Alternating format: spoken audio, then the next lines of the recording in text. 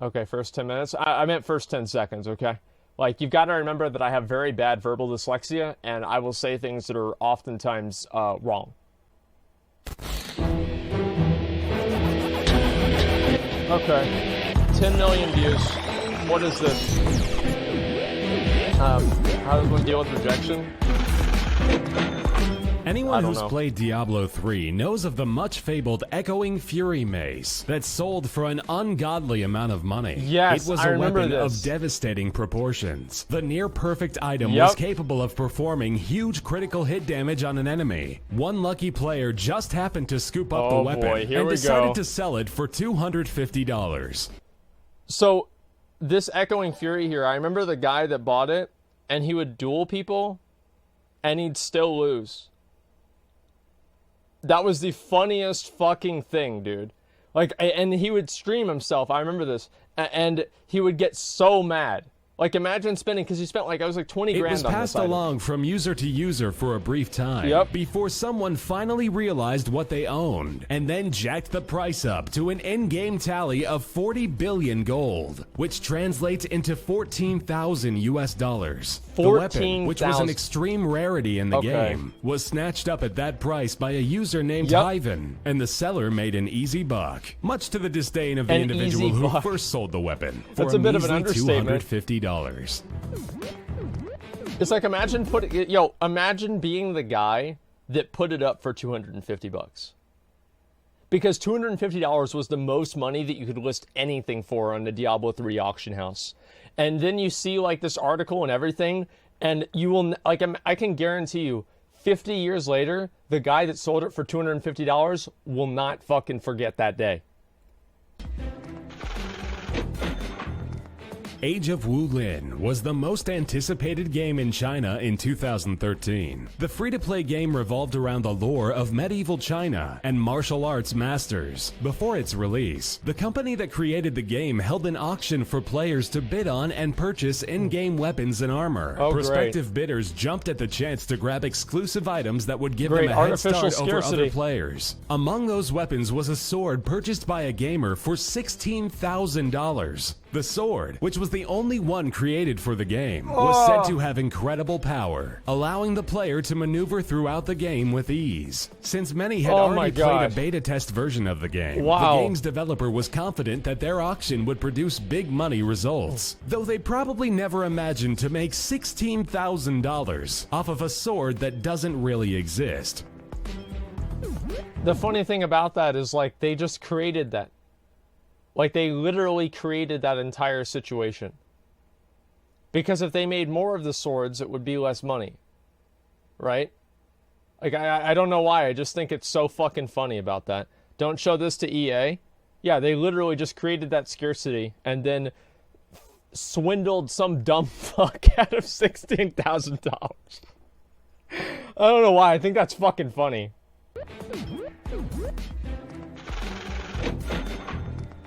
In 2004, a man named David Story made a very smart investment when he purchased virtual property on the game Propia universe. The real estate known as Treasure Island was auctioned off at $26,500. The sale of Treasure Island sent shockwaves around the gaming community because it was the first of its kind. The fictional island located on the game planet of Calypso featured beachfront property and locale you could buy next actual to a volcano. property for that much. It also included a castle and promised massive in-game revenue potential. Despite the hefty initial investment, David made all of his money back the first year by taxing visitors for mining and hunting around his in-game property. He gets a percentage of any loot found on his estate from the hundreds of people who visit each day. For the last 12 years, he's earned a profit of about $36,000 annually. At one point, he was racking in $300 a day from taxes and estate sales. Wow.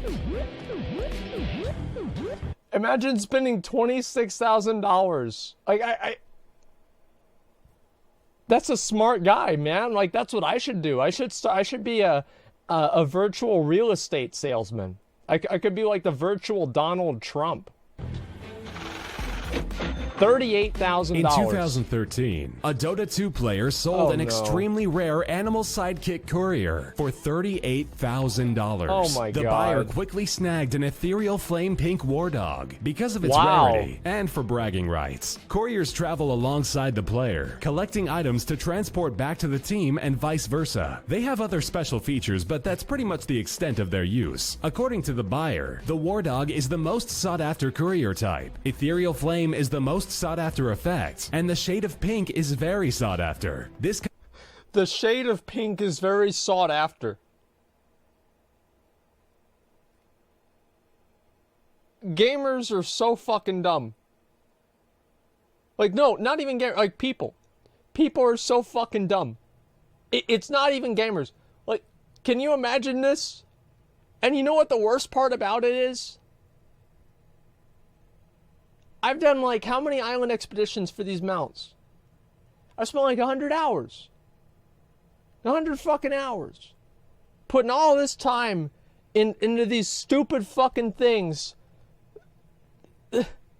Oh, why is this one sought after? Because it has armor on it. Why is Invincible sought after? It has armor on it. It's like, wow. Combination makes it extremely rare and one of a kind. The pink glow effect comes from the earliest version of the game and cannot be duplicated today. This pink pal is only one of 4 ever to be owned in this hugely popular online game. Yeah, Spectral Tiger, that's a good one. Amsterdam. Kevin Alderman, the founder and CEO of a United States-based virtual real estate company called Arrows, created a fictional version of Amsterdam in the game's Second Life. After painstakingly constructing the city and opening it up to the general public, he sold it for a whopping $50,000. Wow. The virtual version of the Netherlands' famous city features marketplace shopping and prostitutes. After Alderman spent days meticulously recreating every aspect he could incorporate from the true life red light district. Alderman and Associates built Amsterdam using high-resolution photos of the actual city, a technique that wasn't used before then. A majority of the shops in the city sell virtual sexual merchandise. There are also avatars posing as streetwalkers that openly solicit cybersex for pay to incoming visitors. Alderman sold the fictional town on eBay, the first virtual property sale on the website, and was purchased by 3Dutch.com, a division of Netherlands-based media company Boom BV. Pocket Sham, $63, man. So I've always, like, I've seen a little bit of Second Life. And Second Life, here's kind of how it is, right? Is you have, like, in school, you have the cool guys that are like the sports guys. They can, you know, throw balls around and shit.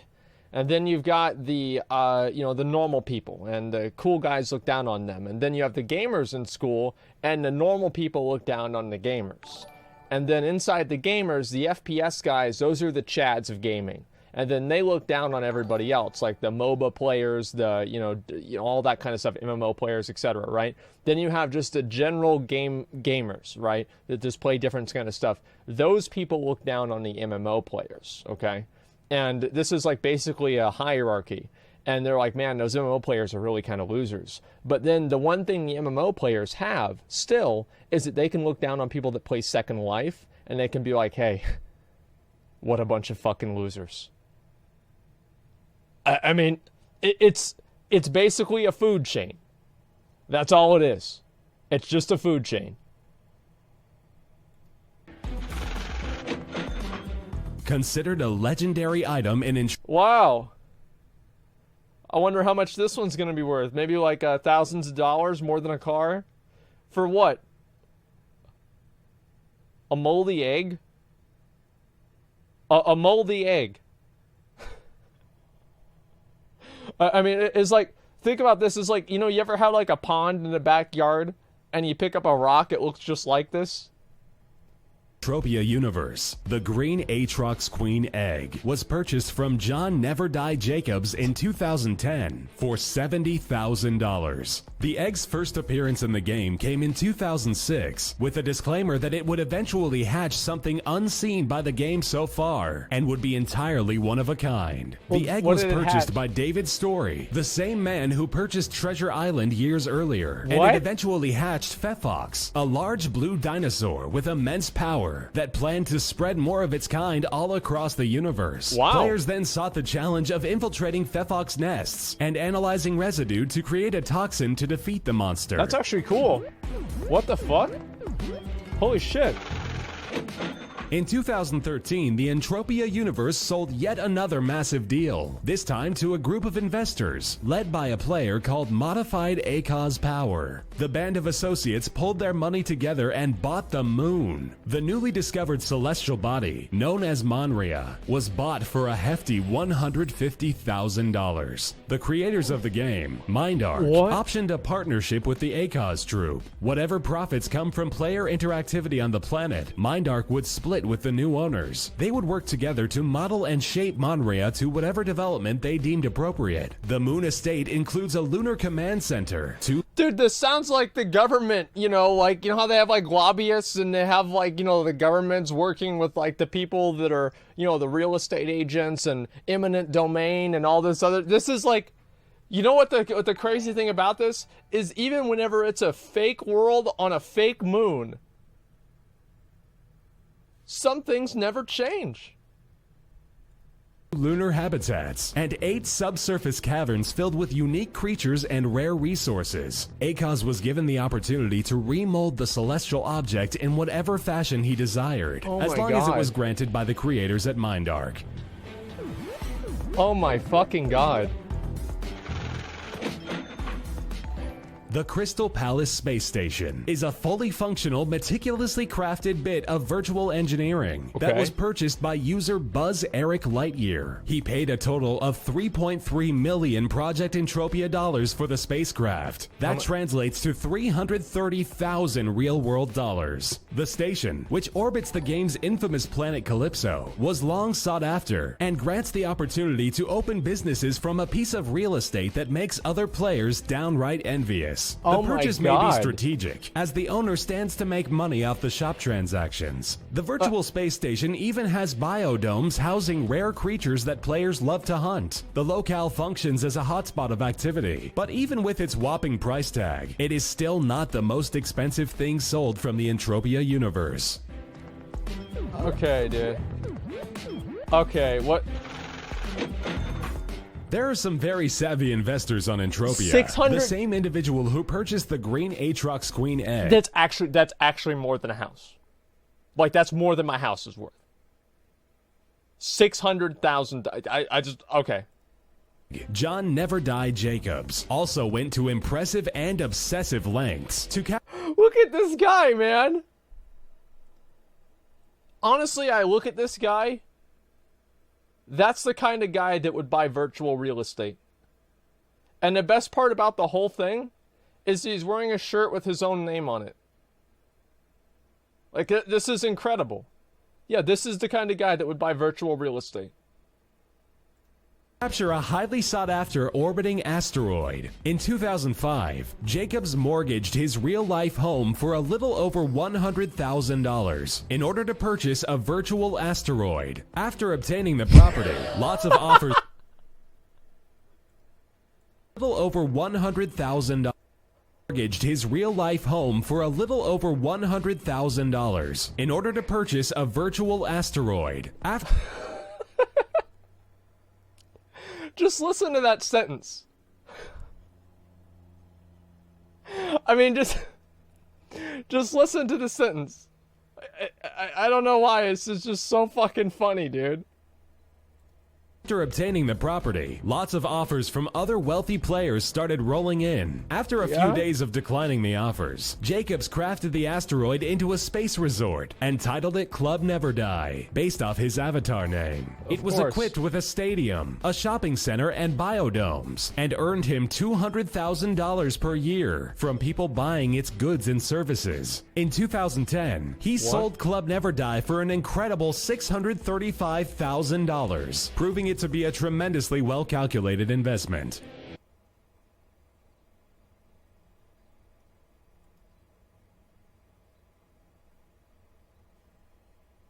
What?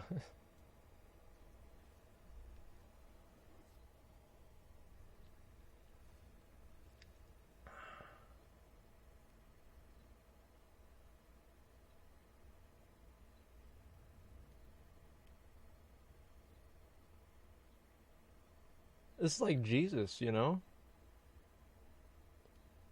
It's like everybody would like laugh at him and like make fun of him, right? It's like imagine explaining to your friends that you're going to buy a virtual asteroid and make a virtual club on it. It's like imagine explaining that, like, I mean, even to me that seems ridiculous.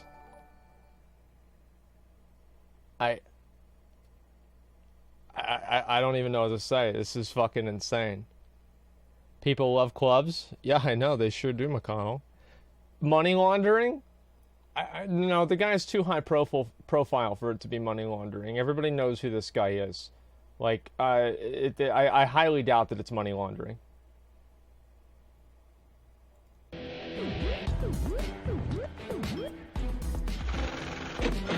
No virtual purchase comes close to matching the deal struck between SEE Virtual Worlds and Mindark, which saw Planet Calypso of the Entropia universe bought for the sensational amount of $6 million. What? Planet Calypso operates under the umbrella of Entropia Universe and has over 950,000 registered accounts since coming online in 2003. This sale broke the world record for the most expensive virtual purchase ever. The deal also included the purchase of all assets of the First Planet Company, another subset branch of Mindark. This allowed SEE to have complete control over Planet Calypso and other worlds for Entropia, including Planet Michael, a virtual planet based on the works of Michael Jackson. SEE made the massive purchase in an effort to get a foot in the door regarding the MMO landscape. Although the partnership between Mindark and SEE was ultimately scrapped, the initial sale of the planet was confirmed by Guinness Book of World Records as the largest amount paid for an intangible in-game property ever.